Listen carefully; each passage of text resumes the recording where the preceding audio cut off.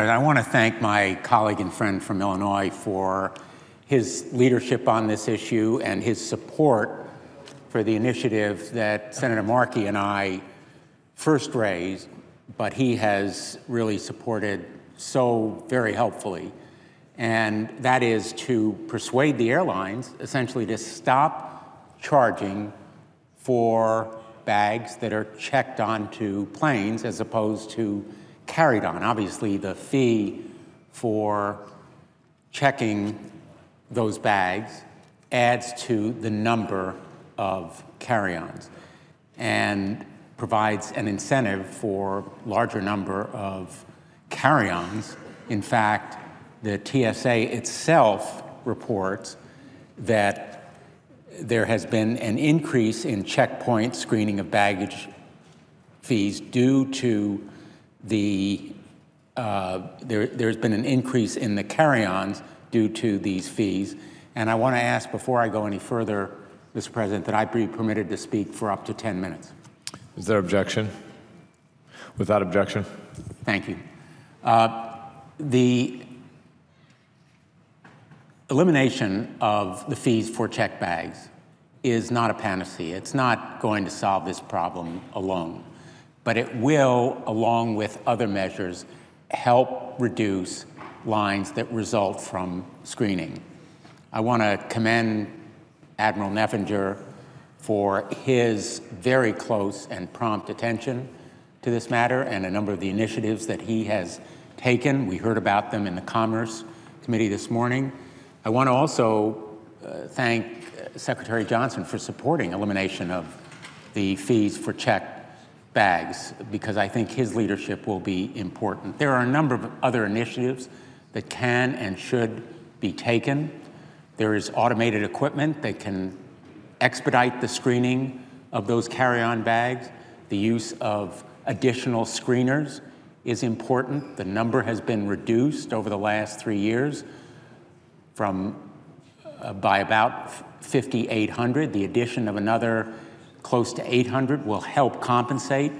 But again, alone, none of these solutions will provide the answer.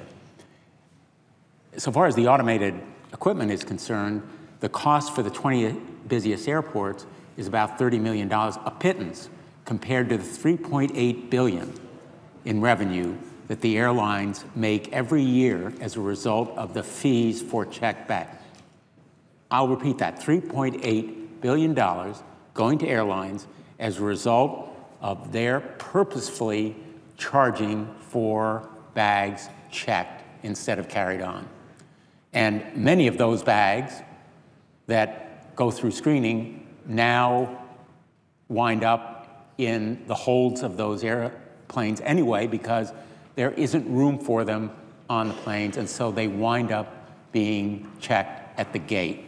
And that simply adds to the cost and inconvenience of passengers, delayed flights, missed flights, flights that are in effect late because of the boarding problems. All of these accumulating issues are reasons to eliminate these fees and give passengers also the benefit of lower costs. My hope is that the airlines will voluntarily eliminate these fees for checked bags. And after the hearing or meeting that we had today with Admiral Neffinger, I am encouraged that the TSA will be adding to take initiatives and help to implement other measures as well. But in the meantime, we need for the airlines to show some leadership as well, and I'm hopeful that they will do the right thing. The National Travel Association, the U.S. Travel Association, has called it a national crisis. The evidence is irrefutable.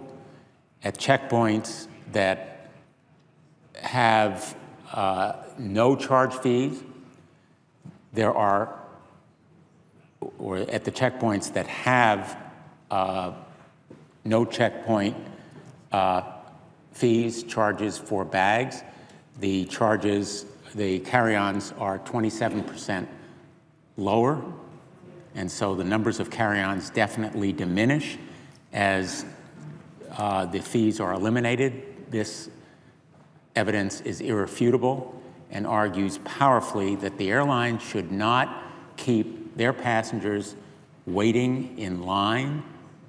They should take some sacrifice to their bottom lines and should not be profiting at the expense of their passengers. Let me just conclude by saying on this point, and I'm so glad to see my colleague and friend from Massachusetts,